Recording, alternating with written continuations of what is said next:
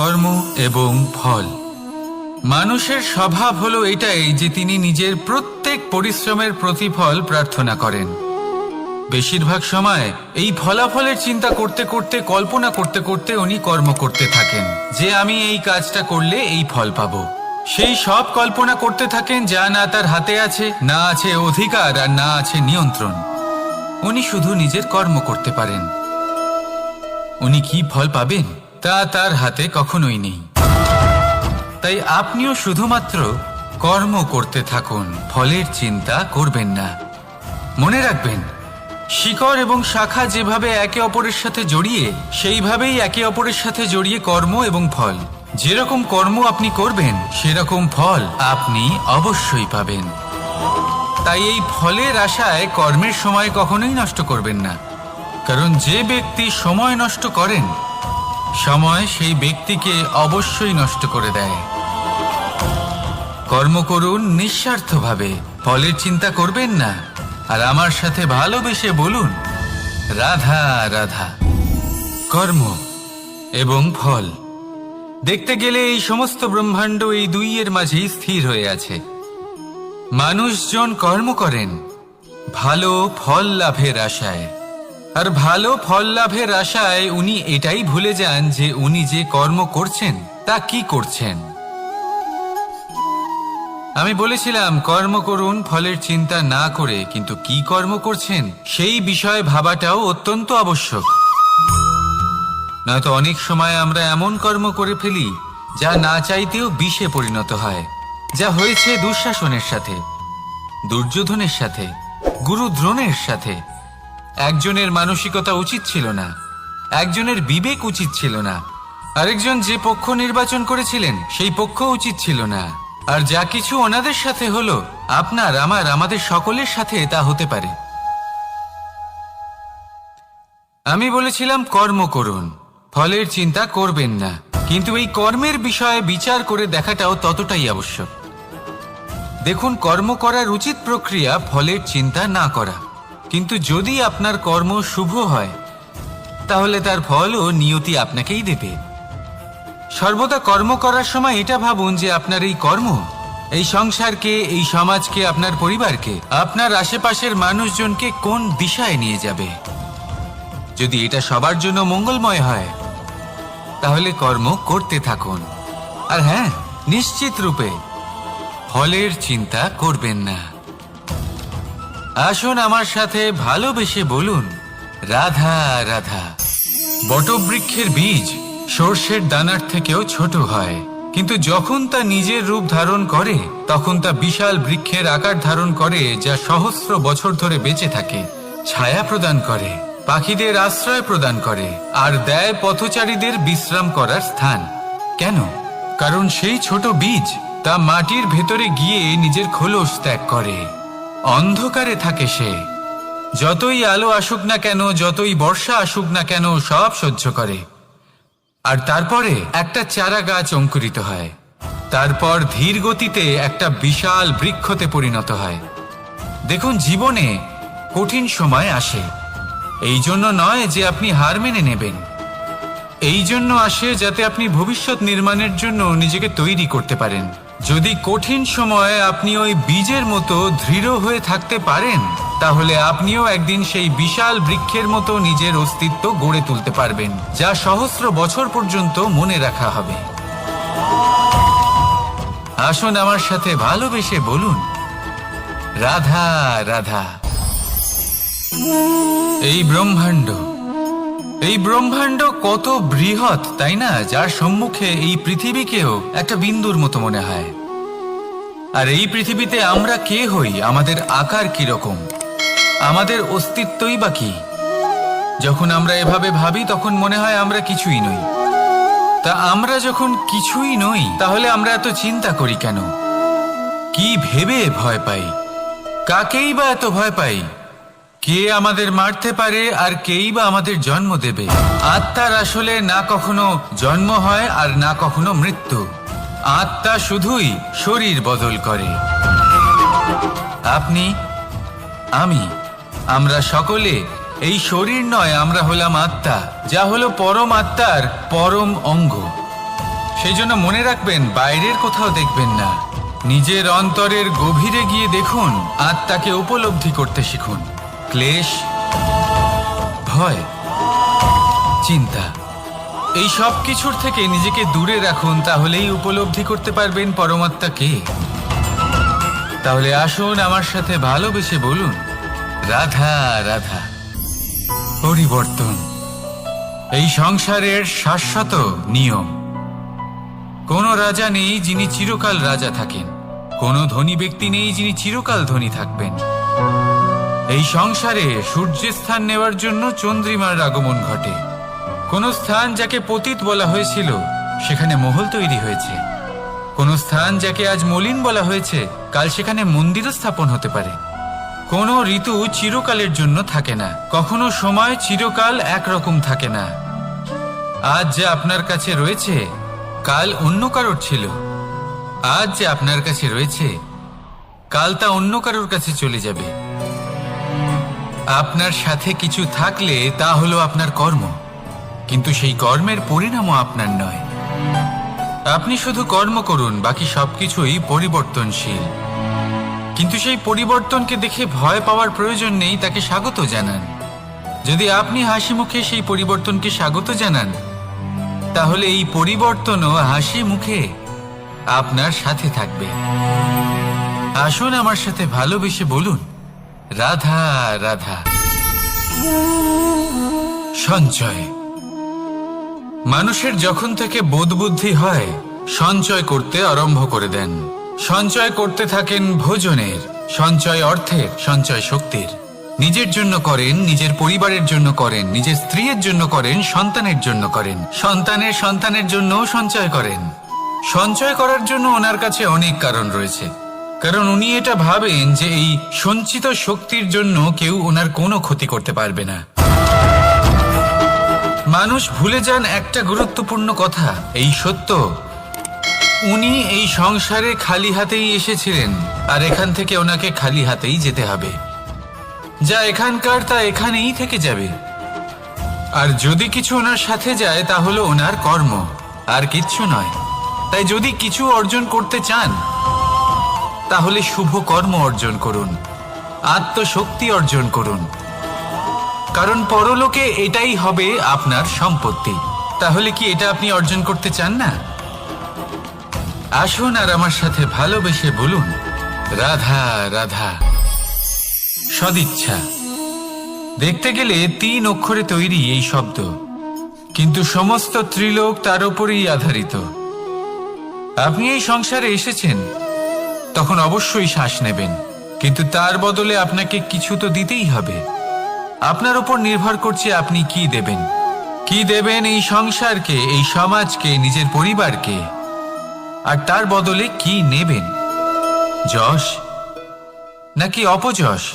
দেখুন, এক ছিল রাবণ, যে কিনা সমুদ্র পার করল সীতাকে অপহরণ করার জন্য, আর এক ছিলেন রামচন্দ্র, যিনি সমুদ্র পার করেছিলেন, সেতু বানিয়ে গিয়েছিলেন সীতাকে ফিরিয়ে নিয়ে আসার জন্য। দুজনেই সমুদ্র পার করেছিলেন, শুধু পার্থক্য ছিল সদিচ্ছাকে বোঝার, লক্ষ্যের। অনেক মানুষের যাত্রা একরকম হতেই পারে, কিন্তু আনন্দ তখনই লাভ করবেন যখন লক্ষ্য শুভ হবে, মহান হবে। এই লক্ষ্য দিয়ে এই সংসারের কল্যাণ হবে এবং মানুষের সম্মান হবে। যদি আপনার সংকল্প উচিত হয় তাহলে আপনার লক্ষ্য উচিতই হবে, নয়তো শুধুমাত্র বিনাশ হবে। আর উচিত এটাই হবে যে বিনাশের হাত থেকে যেন নিজেকে বাঁচানো যায়, কি বলেন? তাই জীবনে যে লক্ষ্য স্থির করছেন মনে রাখবেন তা যেন শুভ লক্ষ্য হয়। যদি এরকম হয় তাহলে আপনার যাত্রা, আপনার জীবন দুটোই শুভময় হবে। আসুন আর আমার সাথে ভালোবেসে বলুন, রাধা রাধা। সুরক্ষা। এই সুরক্ষা আসলে কি? এটা কি কোনো কবচ নাকি কোনো সীমা? এই সুরক্ষা আসলে অন্য কিছু। আমাদের মাতা পিতা, আমাদের প্রিয়জন, আমাদের বন্ধু, এই সমাজ, আমাদের শুভাকাঙ্ক্ষী, আমাদের আত্মীয়, এনারা সবাই আমাদের জীবনে কোনো না কোনো ভাবে সুরক্ষা দিয়ে থাকেন, একটা কবচ দিয়ে থাকেন কোনো না কোনো রূপে। কিন্তু দেখতে গেলে আমাদের পরাক্রমের পথে আমাদের বীরত্বের পথে, আমাদের সাহসের পথে এই সুরক্ষাই সব থেকে বড় বাধা হয়ে দাঁড়ায়। একবার ভেবে দেখুন, যদি আপনি কোনো সুরক্ষাই না পান, বা যদি আপনি এই সুরক্ষা ভেঙে বাইরে আসতে পারেন, তাহলে আপনার বীরত্ব চরম সীমায় পৌঁছে যায়। কেন? কারণ তখন আপনি জানেন যে এই সংসারের সম্মুখীন আমাদের নিজেদেরই হতে হবে। আপনি বুঝে যান যে শত্রুর সম্মুখীন এবার নিজের বলের দ্বারা, নিজের পরাক্রমের দ্বারা, নিজের সাহসের দ্বারা করতে হবে। আর তখন আমাদের মনের মধ্যে এই শক্তি জাগ্রত হয়। এই শক্তি অন্তরেই বসবাস করে। শুধু এটা চিনে নিতে হবে, একে জাগ্রত করতে হবে।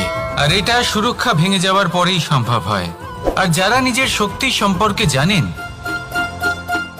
যিনি নিজেই জানেন তিনি কতটা শক্তিশালী, তিনি নিজেই নিজের সুরক্ষা কবচ চিরকালের মতো ভেঙে ফেলে দেন, ঠিক কর্ণের মতো। আর তারপরে দেখুন, আপনার পরাজয় হোক বা বিজয়ী হোক না কেন, সেটাই অনেক বড় হয়, সেটাই প্রশস্ত হয়ে থাকে। সেই জন্য ত্যাগ করুন নিজের ভয়কে, নিজের আশেপাশের এই সুরক্ষা চক্রকে ভেঙে ফেলুন, আর সম্মুখীন হন এই সংসারের নিজের শত্রুর সম্মুখীন হন। পরাক্রমের এই অঙ্কুর, তা অঙ্কুরিত হওয়ার জন্য বীজের উপরের এই কবচ, এটা ভেঙে যাওয়া অতি আবশ্যক। আসুন আমার সাথে ভালোবেসে বলুন, রাধা রাধা। যখন আমরা হাঁটতে থাকি আর আমাদের পায়ে কাঁটা বিঁধে যায়, তখন মুখ দিয়ে আহ বেরিয়ে আসে, কান্না চলে আসে, আর অনেক সময় অভিশাপও বেরিয়ে আসে। কিন্তু আমরা কি কখনো এটা এইভাবে দেখেছি, এইভাবে ভেবেছি যে আমরা যে পথে চলেছি সেই পথে কাঁটা বিঁধেছে, নাকি আমরা সেই পথ নির্বাচন করেছি যাতে শুধুই কাঁটা রয়েছে? নাকি আমরা এভাবে ভেবে দেখেছি যে এই কাঁটা আমাদের কষ্ট দিতে এসেছে, নাকি এটা আমরাই বিছিয়ে রেখেছিলাম? সাবধান থাকা উচিত ছিল, কারণ কাঁটা বিঁধলে যন্ত্রণা হবে, চিৎকার করে ফেলতে পারি, মুখ থেকে অভিশাপও বেরিয়ে আসতে পারে। কিন্তু এই অভিশাপ শুধুমাত্র আমাদের তরফ থেকে অভিশাপ হয়, সামনের ব্যক্তিটির ওপরও নির্ভর করে। এবার সেই ব্যক্তি যদি এমন হয় যে ফুল আর কাঁটা এই দুই সমানভাবে গ্রহণ করতে পারে, তার কাছে অভিশাপও বরদানে পরিণত হয়। শেষ পর্যন্ত ব্যাপারটা দাঁড়ায় ভাবনা, চিন্তা, দৃষ্টিভঙ্গির ওপর। কারণ আপনার এই ভাবনাই সত্যি হয়ে সামনে আসে। সেই জন্য এই ভাবনা, চিন্তা, মানসিকতাকে গুরুত্ব সহকারে দেখবেন। এই বিবেচনা নিয়ে বিবেচনা করতে শিখুন। আমার কথার অর্থ হলো যে জীবনে যখন এরকম কিছু একটা ঘটবে, তখন ভেবে দেখুন যে এরকম কেন হলো। আপনি কি এমন কোনো কর্ম করেছিলেন যার কর্মফল এটা? এমন কোনো কাজ যা অনুচিত ছিল, অসত্য ছিল, যা অভদ্রতার কারণ ছিল? ভেবে দেখা প্রয়োজন। দেখুন, ইচ্ছে হলো আপনার যে আপনি কি করতে চান, ভাবনা আপনার, সত্য আপনার, জীবন আপনার, সিদ্ধান্ত আপনার। আসুন আর আমার সাথে ভালোবেসে বলুন, রাধা রাধা। সময়, এই সময় আসলে কি? এই সময় একটা সরল রেখা তো কখনোই নয়। সময় হলো একটা চক্র, যেখানে এর আদি সেখানেই হলো এর অন্ত, আর যেখানে তা শেষ হয় সেখান থেকেই তার শুরু হয়। এই সময় একটা অত্যন্ত বিচিত্র চিন্তা, বিচিত্র ভাবনা, একটা বিচিত্র বস্তু যা কেউ বুঝতে পারেন না। এই সময়ের লীলা, এর কোনো প্রমাণ নেই, কোনো জ্ঞান নেই, কোনো পরিমাপ নেই। শুধু এটুকু আমরা জানতে পারি, যেখানে শেষ হবে সেখান থেকে একটা নতুন সূচনাও হবে। যা আজ আপনার কাছে আছে, কাল অন্য কারোর কাছে যাবে, তারপরে তার কাছ থেকেও অন্য কারোর কাছে যাবে, তারপরে তার থেকেও ছিনিয়ে নেওয়া হবে।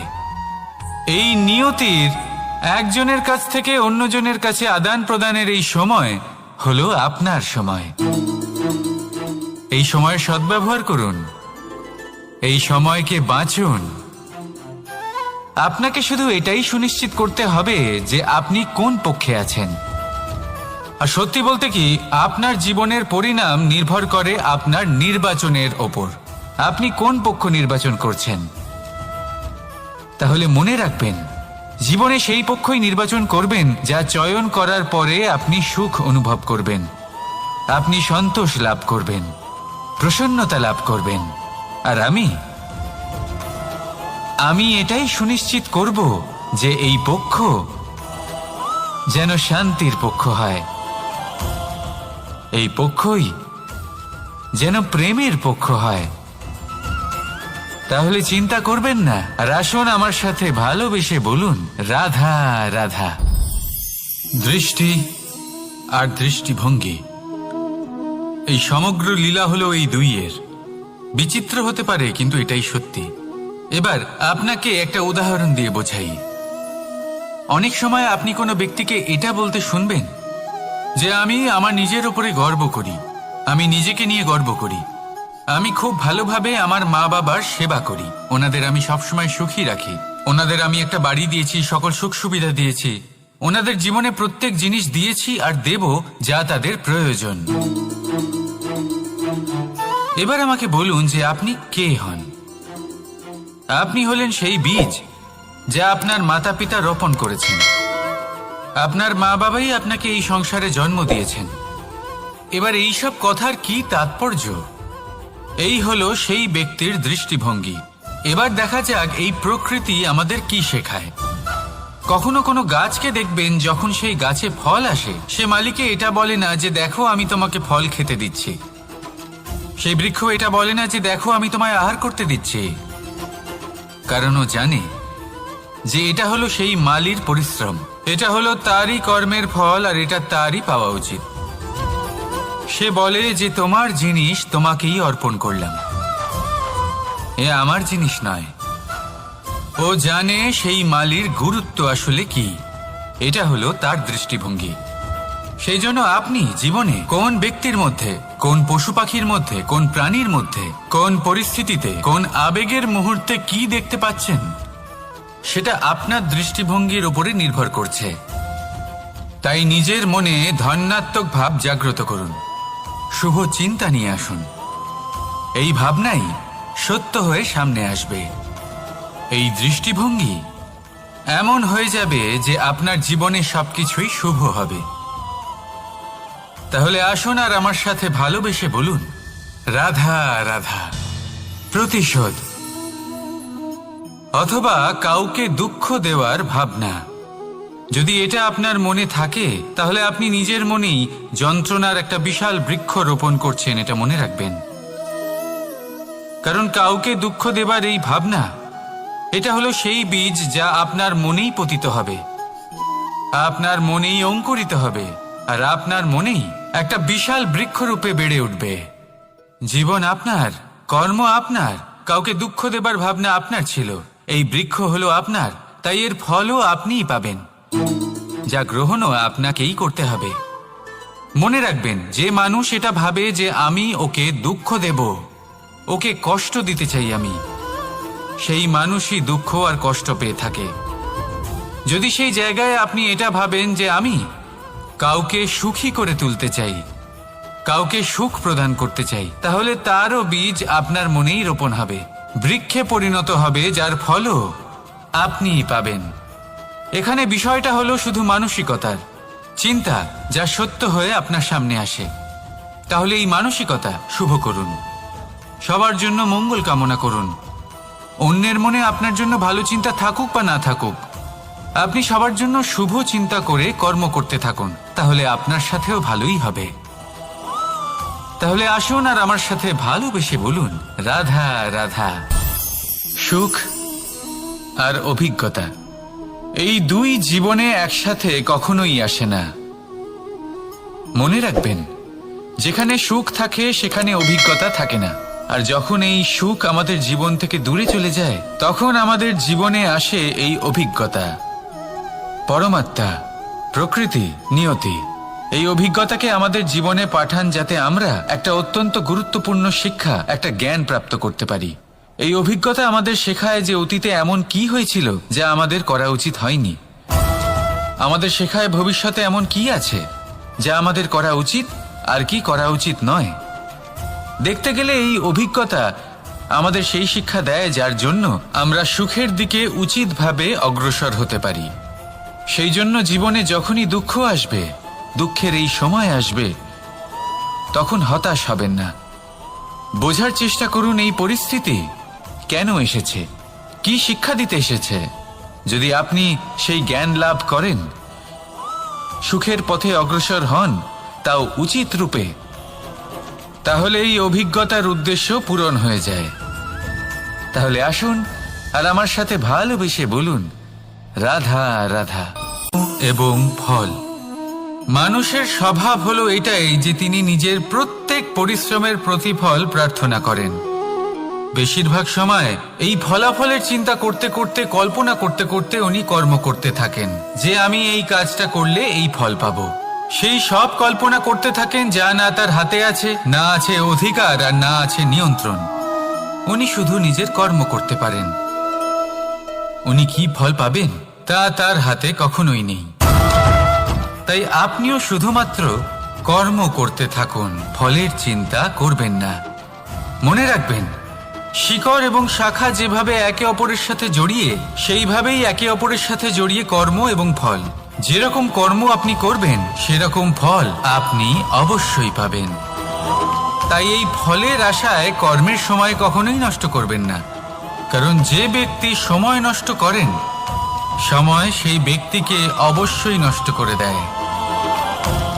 কর্ম করুন নিঃস্বার্থভাবে, ফলের চিন্তা করবেন না, আর আমার সাথে ভালোবেসে বলুন, রাধা রাধা।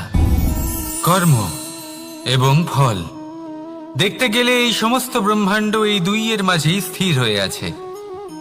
মানুষজন কর্ম করেন ভালো ফল লাভের আশায়, আর ভালো ফল লাভের আশায় উনি এটাই ভুলে যান যে উনি যে কর্ম করছেন তা কি করছেন। আমি বলেছিলাম কর্ম করুন ফলের চিন্তা না করে, কিন্তু কি কর্ম করছেন সেই বিষয়ে ভাবাটাও অত্যন্ত আবশ্যক। নয়তো অনেক সময় আমরা এমন কর্ম করে ফেলি যা না চাইতেও বিষে পরিণত হয়, যা হয়েছে দুঃশাসনের সাথে, দুর্যোধনের সাথে, গুরু দ্রোণের সাথে।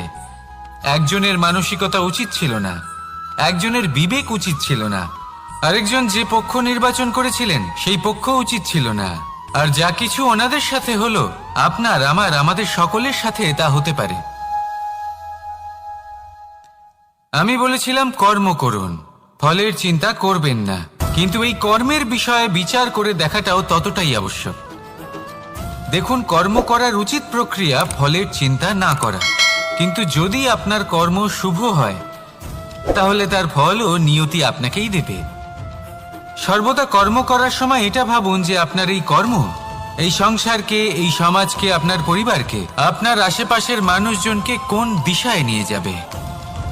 যদি এটা সবার জন্য মঙ্গলময় হয়, তাহলে কর্ম করতে থাকুন। আর হ্যাঁ, নিশ্চিত রূপে ফলের চিন্তা করবেন না। আসুন আমার সাথে ভালোবেসে বলুন, রাধা রাধা।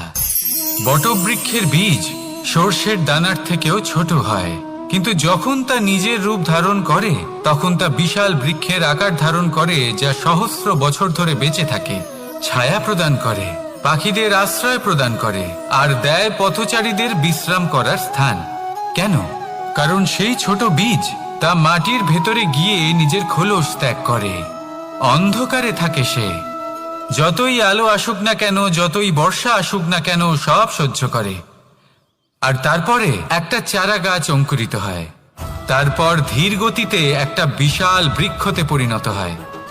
দেখুন, জীবনে কঠিন সময় আসে, এই জন্য নয় যে আপনি হার মেনে নেবেন, এই জন্য আসে যাতে আপনি ভবিষ্যৎ নির্মাণের জন্য নিজেকে তৈরি করতে পারেন। যদি কঠিন সময়ে আপনি ওই বীজের মতো দৃঢ় হয়ে থাকতে পারেন, তাহলে আপনিও একদিন সেই বিশাল বৃক্ষের মতো নিজের অস্তিত্ব গড়ে তুলতে পারবেন, যা সহস্র বছর পর্যন্ত মনে রাখা হবে। আসুন আমার সাথে ভালোবেসে বলুন, রাধা রাধা। এই ব্রহ্মাণ্ড কত বৃহৎ, তাই না? যার সম্মুখে এই পৃথিবীকেও একটা বিন্দুর মতো মনে হয়।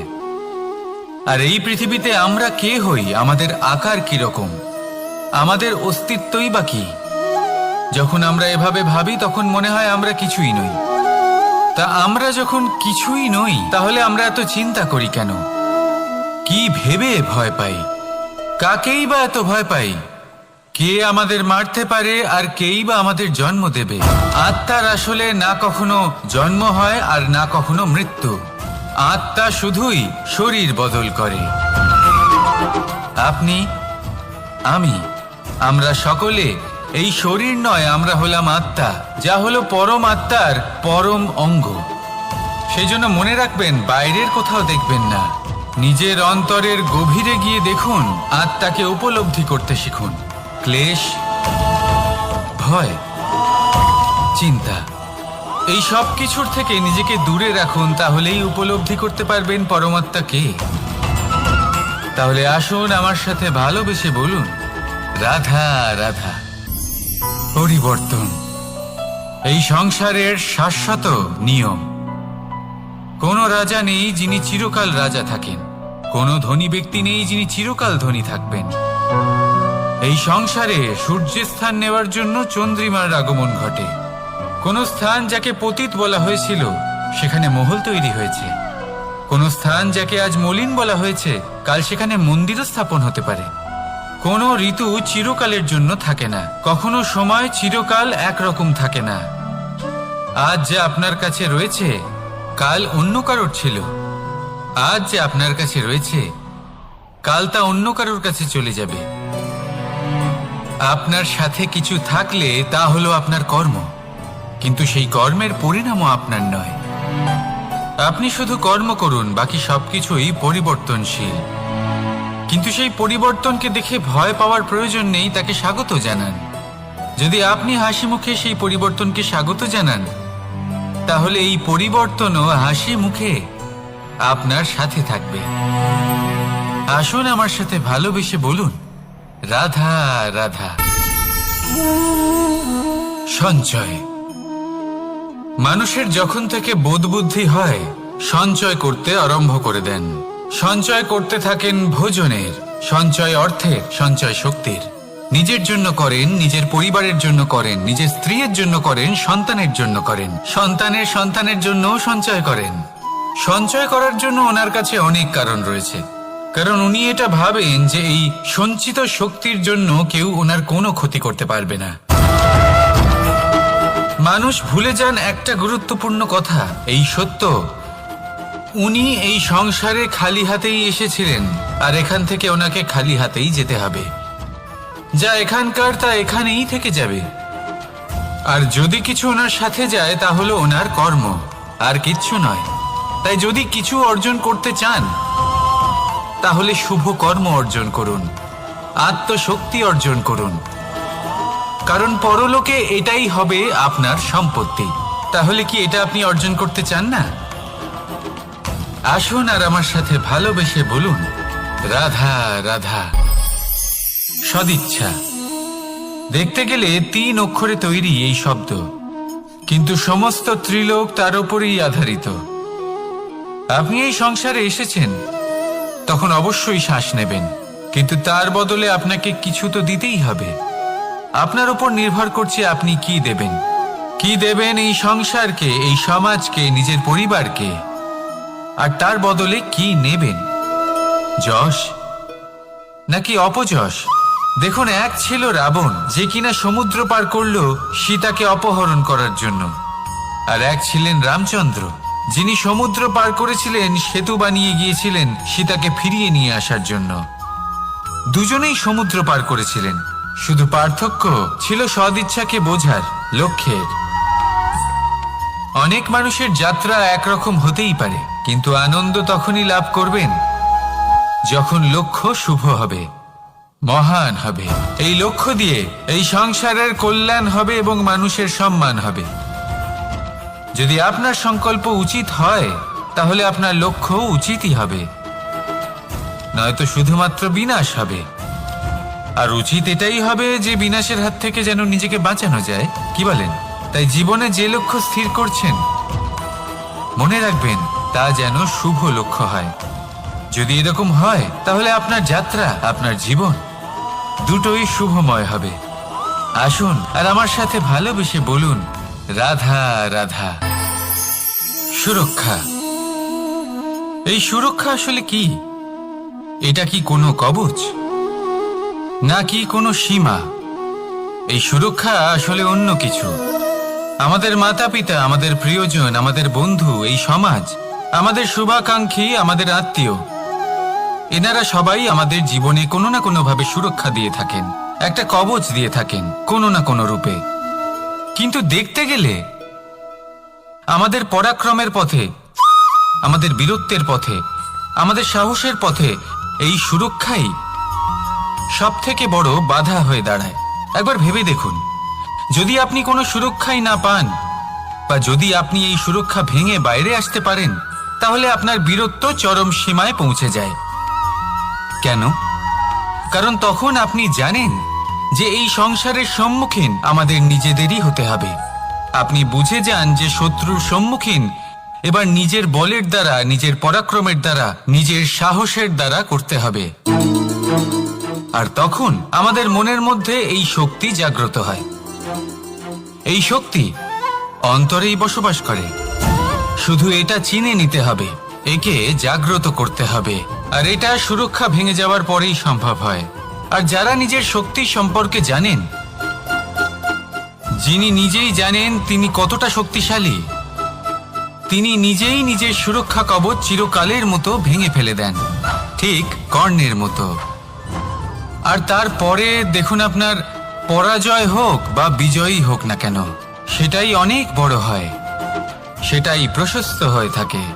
সেই জন্য ত্যাগ করুন নিজের ভয়কে, নিজের আশেপাশের এই সুরক্ষা চক্রকে ভেঙে ফেলুন।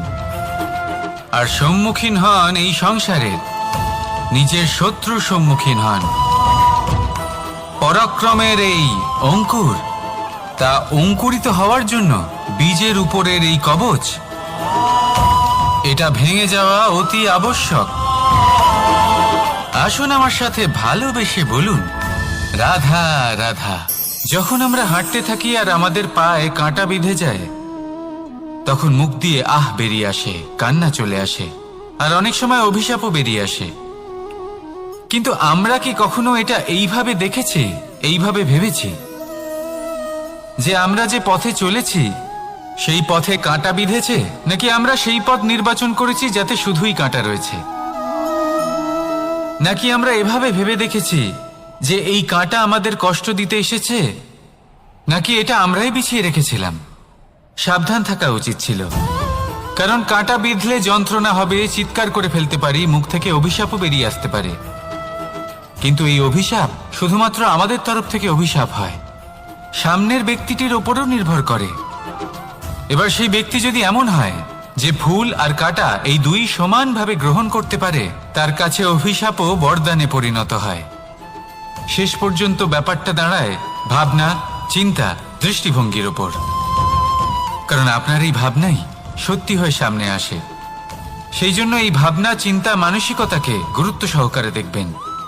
এই বিবেচনা নিয়ে বিবেচনা করতে শিখুন। আমার কথার অর্থ হলো যে জীবনে যখন এরকম কিছু একটা ঘটবে, তখন ভেবে দেখুন যে এরকম কেন হলো। আপনি কি এমন কোনো কর্ম করেছিলেন যার কর্মফল এটা? এমন কোনো কাজ যা অনুচিত ছিল, অসত্য ছিল, যা অভদ্রতার কারণ ছিল? ভেবে দেখা প্রয়োজন। দেখুন, ইচ্ছে হলো আপনার যে আপনি কি করতে চান, ভাবনা আপনার, সত্য আপনার, জীবন আপনার, সিদ্ধান্ত আপনার। আসুন আর আমার সাথে ভালোবেসে বলুন, রাধা রাধা। সময়। এই সময় আসলে কি? এই সময় একটা সরল রেখা তো কখনোই নয়। সময় হলো একটা চক্র, যেখানে এর আদি সেখানেই হলো এর অন্ত, আর যেখানে তা শেষ হয় সেখান থেকেই তার শুরু হয়। এই সময় একটা অত্যন্ত বিচিত্র চিন্তা, বিচিত্র ভাবনা, একটা বিচিত্র বস্তু যা কেউ বুঝতে পারেন না। এই সময়ের লীলা, এর কোনো প্রমাণ নেই, কোনো জ্ঞান নেই, কোনো পরিমাপ নেই। শুধু এটুকু আমরা জানতে পারি, যেখানে শেষ হবে সেখান থেকে একটা নতুন সূচনাও হবে। যা আজ আপনার কাছে আছে কাল অন্য কারোর কাছে যাবে, তারপরে তার কাছ থেকেও অন্য কারোর কাছে যাবে, তারপরে তার থেকেও ছিনিয়ে নেওয়া হবে। এই নিয়তির একজনের কাছ থেকে অন্যজনের কাছে আদান প্রদানের এই সময় হলো আপনার সময়। এই সময়ের সদ্ব্যবহার করুন, এই সময়কে বাঁচুন। আপনাকে শুধু এটাই সুনিশ্চিত করতে হবে যে আপনি কোন পক্ষে আছেন। আর সত্যি বলতে কি, আপনার জীবনের পরিণাম নির্ভর করে আপনার নির্বাচনের ওপর। আপনি কোন পক্ষ নির্বাচন করছেন। তাহলে মনে রাখবেন, জীবনে সেই পক্ষই নির্বাচন করবেন যা চয়ন করার পরে আপনি সুখ অনুভব করবেন, আপনি সন্তোষ লাভ করবেন, প্রসন্নতা লাভ করবেন। আর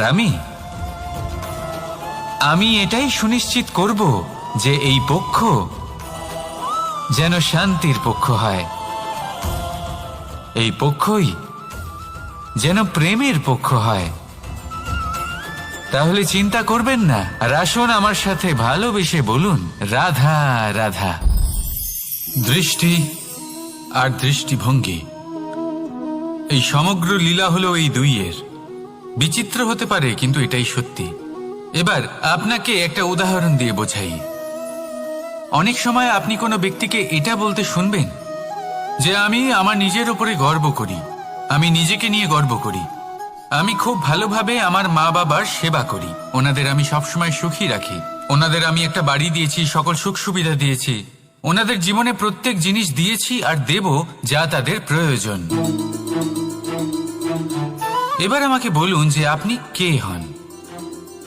আপনি হলেন সেই বীজ যা আপনার মাতা পিতা রোপণ করেছেন। আপনার মা বাবাই আপনাকে এই সংসারে জন্ম দিয়েছেন। এবার এইসব কথার কি তাৎপর্য? এই হলো সেই ব্যক্তির দৃষ্টিভঙ্গি। এবার দেখা যাক এই প্রকৃতি আমাদের কি শেখায়। কখনো কোনো গাছকে দেখবেন, যখন সেই গাছে ফল আসে, সে মালিকে এটা বলে না যে দেখো আমি তোমাকে ফল খেতে দিচ্ছি।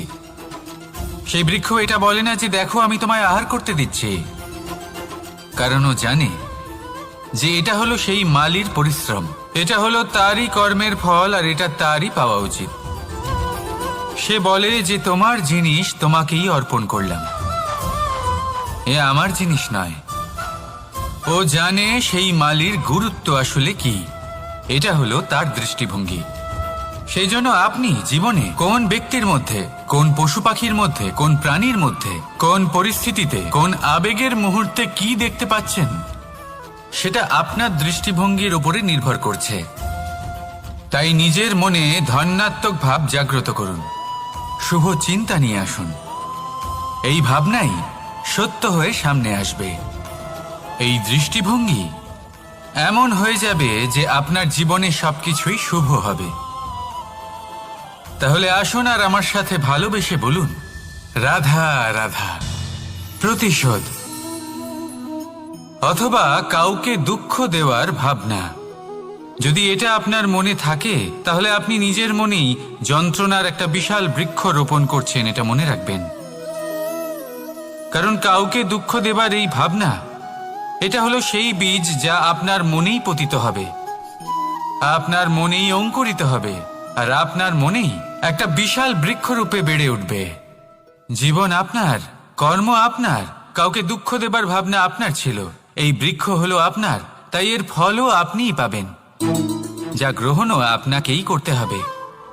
মনে রাখবেন, যে মানুষ এটা ভাবে যে আমি ওকে দুঃখ দেব, ওকে কষ্ট দিতে চাই আমি, সেই মানুষই দুঃখ আর কষ্ট পেয়ে থাকে। যদি সেই জায়গায় আপনি এটা ভাবেন যে আমি কাউকে সুখী করে তুলতে চাই, কাউকে সুখ প্রদান করতে চাই, তাহলে তারও বীজ আপনার মনেই রোপণ হবে, বৃক্ষে পরিণত হবে, যার ফলও আপনিই পাবেন। এখানে বিষয়টা হলো শুধু মানসিকতার চিন্তা, যা সত্য হয়ে আপনার সামনে আসে। তাহলে এই মানসিকতা শুভ করুন, সবার জন্য মঙ্গল কামনা করুন। অন্যের মনে আপনার জন্য ভালো চিন্তা থাকুক বা না থাকুক, আপনি সবার জন্য শুভ চিন্তা করে কর্ম করতে থাকুন, তাহলে আপনার সাথেও ভালোই হবে। তাহলে আসুন আর আমার সাথে ভালোবেসে বলুন, রাধা রাধা।